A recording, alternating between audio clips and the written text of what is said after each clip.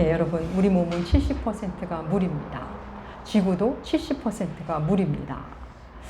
참 물이 그렇게 많은 걸 보면 하나님은 물을 통해 우리에게 뭔가 하시고 싶고 또 가르치고 싶은 내용이 분명히 있는 것 같습니다. 정말 우리 물에 대해서 잠깐 생각해 볼까요? 물은 언제나 낮은 곳으로 흐릅니다. 물은 모든 그릇에 담깁니다. 담겨서 그 그릇에 다 맞춰줍니다. 또 우리를 씻어 청결하게 해주죠. 그런데 고인물은 물때가 낍니다. 물 때문에 때가 낍니다. 근데 물때를 어떻게 지웁니까? 또 물로 지워야 합니다. 물은 얼음이 되기도 하고 수증기로 되기도 합니다. 이렇게 변화가 가능한 물체입니다. 또 산 고기는 역류하고 죽은 고기는 그냥 떠내려가죠. 사람들은 파도에 휩쓸리기도 하지만 근데 파도를 타고 레저를 즐기기도 합니다. 물의 흐름에 맡겨야 살 때가 있지만 물의 흐름을 벗어나야 살 때도 있습니다. 참 물이 갖는 신비가 놀랍습니다. 우리는 지난 주일을 끝으로 2년 반 동안 누가복음을 함께 했습니다. 그리고 오늘은 2023년 상반기를 마무리하는 마지막 주일로서 에스겔 말씀 함께 나누고자 합니다. 여러분, 에스겔 선지자는 하나님의 음성을 듣고는 많은 물소리 같다는 표현을 했습니다. 많은 물소리, 맑은 물소리 아닙니다. 많은 물소리. 많은 물소리. 여러분, 계곡에 가서 물소리를 들으시거나 또 어디 파도 소리를 들으실 때 하나님을 좀 더 생각하시는 여러분들 되시길 축복합니다. 오늘 말씀에도 물이 나옵니다. 이스라엘은 지금 바벨론 포로 상태입니다. 에스겔 역시 포로 상태죠. 바벨론의 침공이 없었더라면 에스겔은 제사장 가문이었기 때문에 제사장직을 수행하면서 하나님의 성전을 섬기고 하나님의 백성을 섬겼을 겁니다. 그런데 바벨론에 오니 그럴 일이 없습니다. 하나님은 그런 그에게 나타나셔서 말씀을 해주시고 환상을 보여주시죠. 처음 나타나신 게 포로된 지 5년 때, 사로잡힌 지 5년째 나타나시는 걸 시작으로 포로된 지 25년째, 오늘 본문이 그 본문이거든요. 사로잡힌 지 25년까지 주께서 계속 말씀하셨던 겁니다.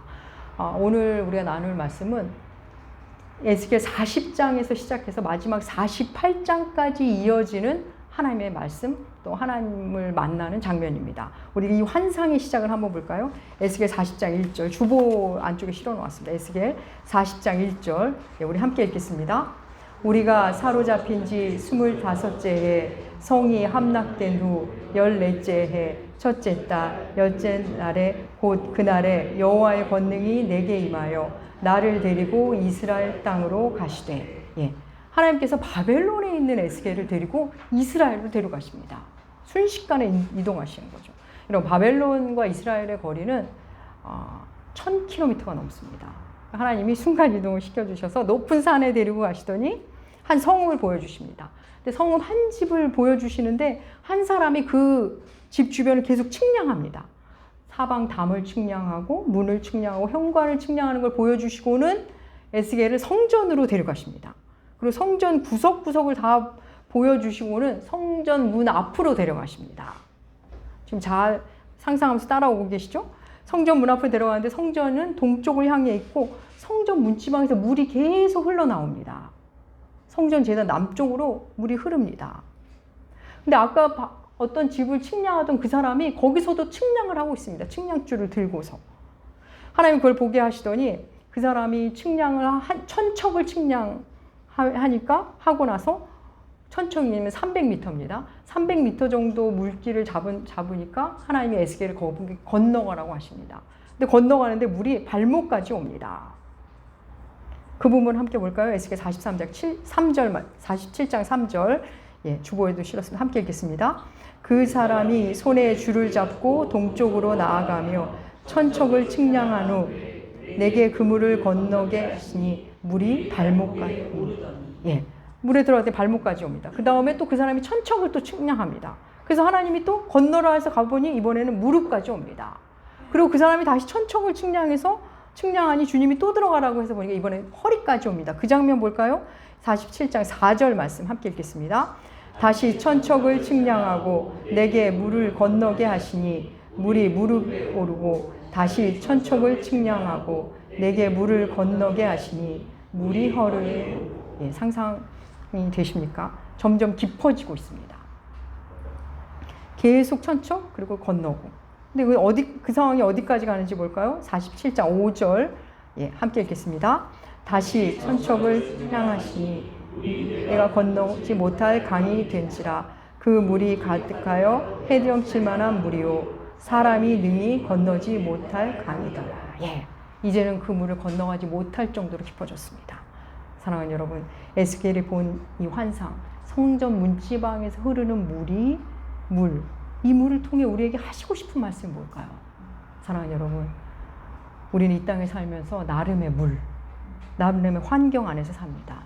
내가 그 물이 내 안에 들어오기도 하고 내가 그 물 속으로 들어가기도 합니다.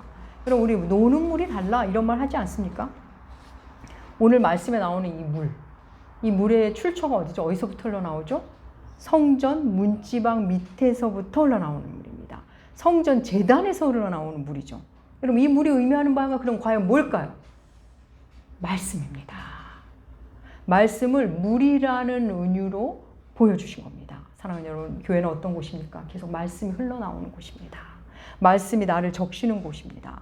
성전에서 흘러나오는 말씀이 처음에는 발목, 그 다음에 무릎, 그 다음에 허리까지 차오는 것을 이렇게 보여주시는 겁니다. 여러분, 우리 계곡 같은데 시냇물가에 가서 물을 담그면, 발목까지 물을 담그면 얼마나 시원하고 좋습니까? 발을 담그면서 시원하고 좋아하지만 그 물이 나를 어쩌지는 못합니다. 내가 언제든 그 물을 이깁니다. 그 물이 나를 좌지우지 못합니다. 그런데 물이 무릎까지 오면 조금 상황이 달라집니다. 발목까지 올 때랑은 조금 다르죠. 물의 무게감이, 물살이 내가 느껴집니다. 그래서 물살이 세지면 내가 약간 흔들리기도 합니다. 묵직한 힘. 그래서 물길을 이기려면 몸에 힘이 들어가야 합니다. 그 다음 물이 허리까지 오면 어떨까요? 이제는 물이 제법 나를 흔들거리게 합니다. 물이 나를 데려가죠. 물이 나를 제어하기 시작합니다. 물을 약간씩 거스를 수는 있지만 많이 힘이 듭니다.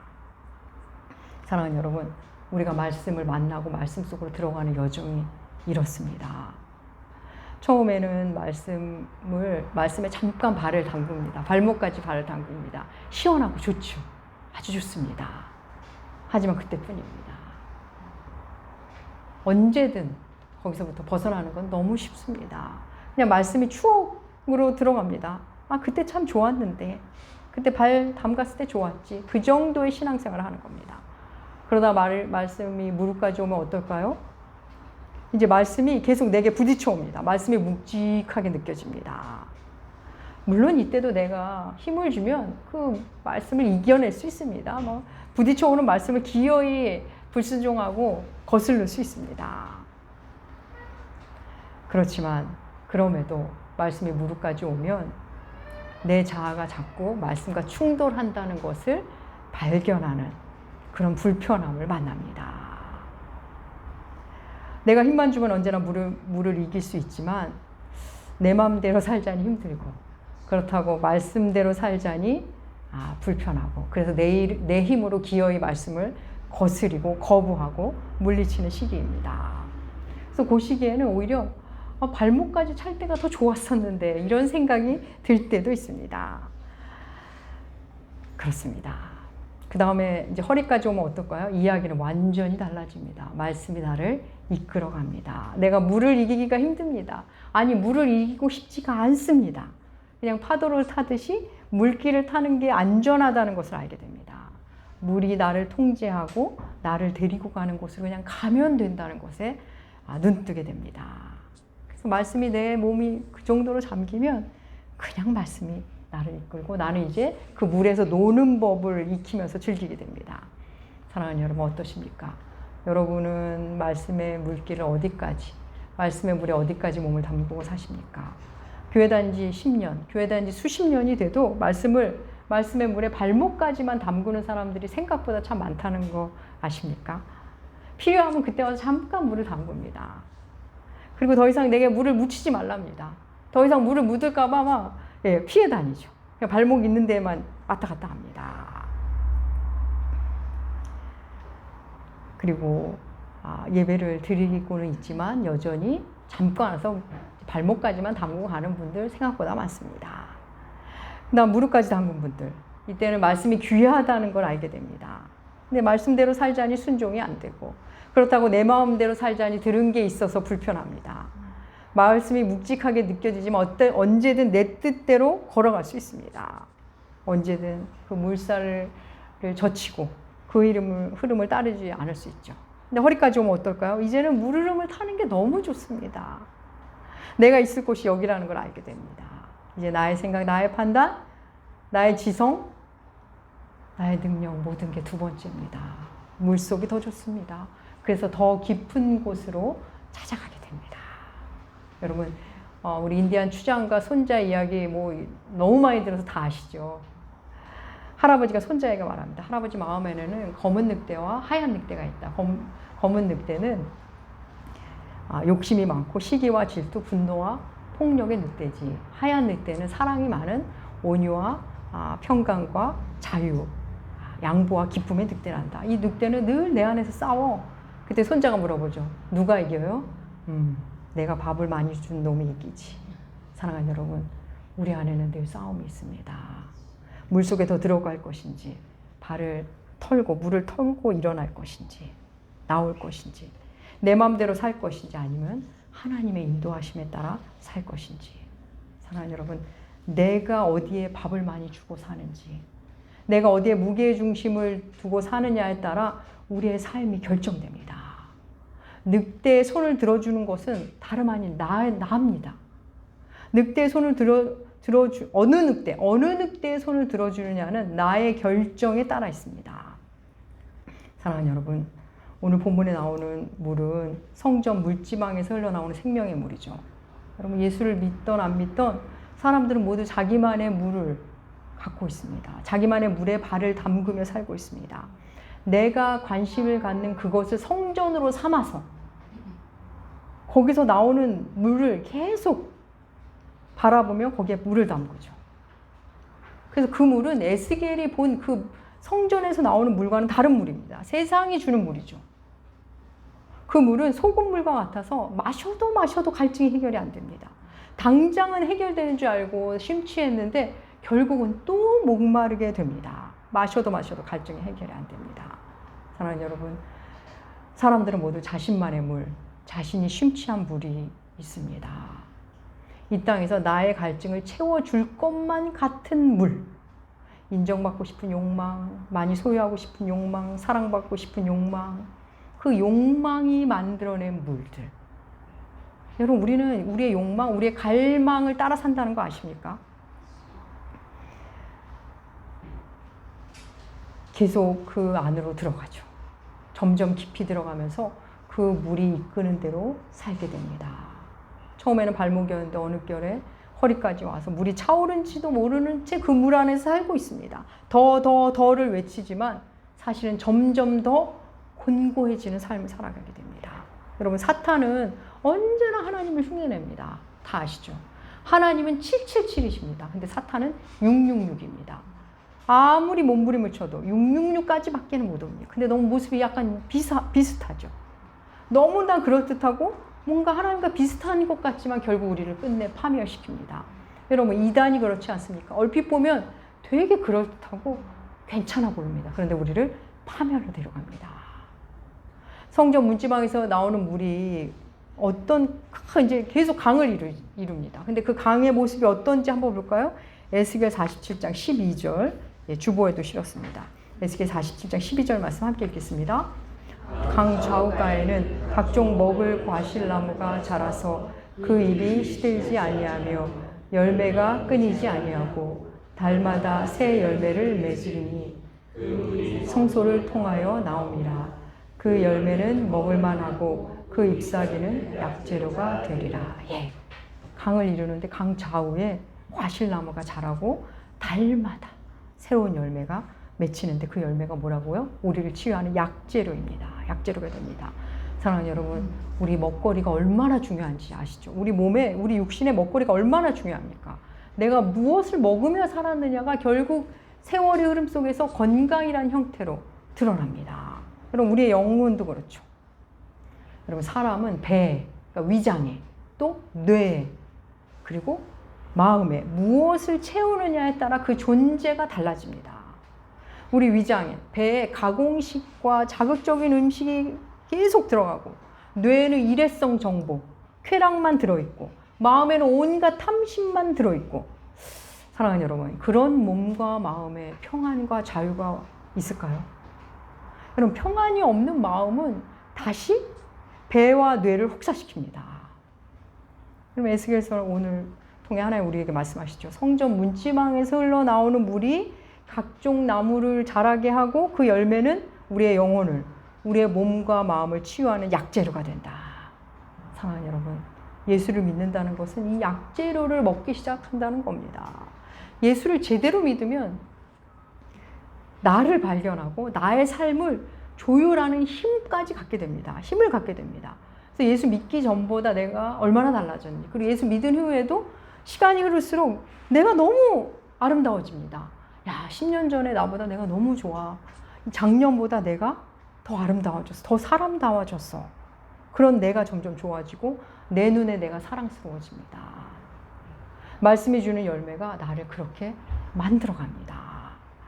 계시록에도 한 번 더 하나님이 또 이 말씀을 우리에게 주십니다. 우리 요한계시록 22장 1절과 2절 말씀 주보에 실었습니다. 우리 함께 읽겠습니다.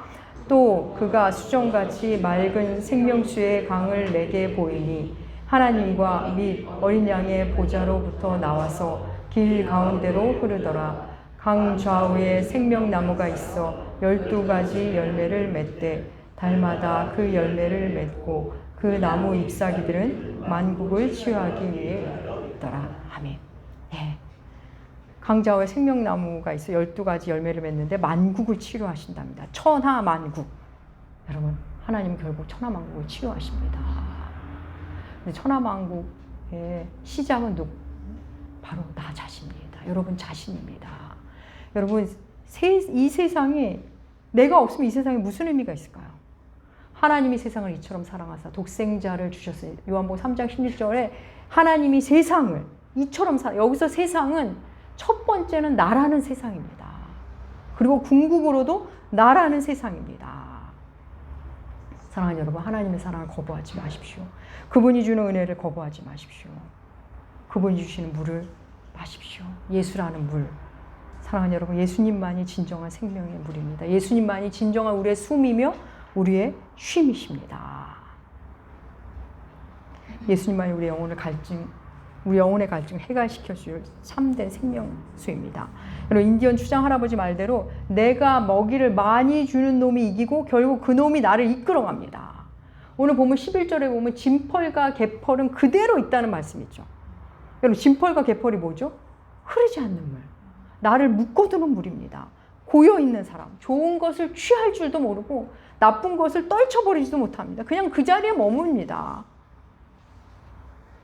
이도저도 아닌 채 사는 거죠. 바라는 내 모습도 없고 하나님에 대해 기대하는 것도 없고 있어도 그냥 허상으로만 있는 겁니다. 그것과 전혀 무관한 삶을 사는 거죠. 사랑하는 여러분, 예수님께 나를 맡기면 말씀에 발목을 담그기 시작하고 무릎까지 오고 허리까지 오면 이제 그 물이 나를 이끕니다. 그 물이 나를 살리기 시작합니다. 물 밖으로 나가면 내가 시들시들해져서 죽게 된다는 것을 알게 됩니다. 여러분, 루틴이라는 말 많이 쓰시죠. 루틴. 일상 속에 내가 반복적으로 하는 방식, 루틴. 여러분, 루틴 중에 나를 점점 나답게 만들고 아름답게 하는 루틴이 있습니다. 내가 그 루틴을 시작했는데 어느새 그 루틴이 나를 시키는구나 라는 걸 만날 때가 있을 겁니다. 아침에 일어나서 침구를 정리하고 운동을 하고 밥을 먹고 설거지를 하고 일터에 가서 인사로 시작하고 인사로 마무리하고 별거 아닌 일 같죠. 그런데 그 일이 나를 이끌어 간다는 걸 만나는 시점이 있으실 겁니다.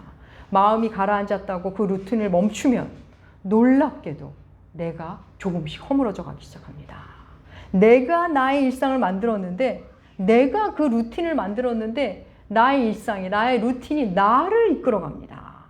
내가 말씀을 지켰다고 생각했는데 어느 날 보니까 말씀이 나를 지키고 있었던 겁니다. 저 사람이 나를 이끌어줬다고 내가 저 사람을 이끈다고 생각했는데 사실은 저 사람이 나를 하나님이 저 사람을 통해 나를 이끌고 계셨구나. 내가 가정을 지킨다고 생각했는데 가정이 나를 지켜주었구나. 그것에 눈뜨기 시작합니다. 사랑하는 여러분, 성전 문지방에서는 계속 물이 흘러나옵니다. 그 물을 먹은 나무들은 치유의 열매를 먹고 치유의 열매를 맺고 그걸 아는 자는 먹으면서 자신을 치유하신 하나님을 만나게 됩니다. 우리가 할 일은 뭐죠? 그 물에 들어가는 겁니다. 그 열매를 발견하고 먹는 겁니다. 그건 나의 선택입니다. 먹는 건 기어이 내가 해야 한다는 거 아시죠? 어느 누구 아무리 고기를 많이 갖다 줘서 고기를 몸에 붙여도 내 것이 안 됩니다. 목을 통해 내가 삼켜야 내 것이 되는 겁니다. 사랑하는 여러분, 여러분 어느 물에 몸을 담고 어디를 점점 더 깊게 들어가고 계십니까? 하나님이 주신 이 아름다운 세상, 아름다운 나, 그리고 내가 사랑하는 아름다운 사람들. 그런데 여러분, 하나님이 주신 것 중에 가장 좋은 것, 최고의 선물은 예수 그리스도 그분이십니다. 그분을 알고 나면 하나님이 주신 최고는 예수 믿는 나라는 것. 예수 믿는 내가 얼마나 아름다운지, 하나님을 사랑하는 내가 얼마나 귀하고 아름답고 이 세상의 중심이라는 것에 새롭게 눈뜨게 됩니다. 예수 믿어서 내 믿음으로 사는 줄 알았는데 하나님이 나를 믿어주셨구나. 끝까지 나를 기다려주시고 나를 만들어 가셨다는 것을 또 만나게 됩니다. 사랑하는 여러분, 하나님이 여러분을 사랑하십니다. 그 깊은 사랑의 강물에 몸을 담그시고 어제보다 오늘보다 내일 더 자유로이, 더 아름답게, 더 평안하게 사시는 여러분들 나무교회 되시기 주의 이름으로 축복합니다. 기도하겠습니다. 하나님 아버지의 그 깊은 사랑의 강물 안에서 우리가 살고 있건만 그것도 모르는 채 나만의 강물을 찾아 떠나겠다고 할 때가 얼마나 많은지 모릅니다. 하나님, 주의 그 깊은 사랑의 강에서, 말씀의 강에서 살게 하여 주시옵소서. 내 고집이 아닌, 내 그 얄팍한 지석이 아닌, 그 초라한 능력이 아닌 깊고 깊은 주의 사랑 안에서 주의 섭리를 기뻐하며 살아가는 우리 모두가 되게 하여 주시옵소서. 감사드리며 존귀하신 예수님의 이름으로 기도합니다. 아멘. 아멘. 아멘.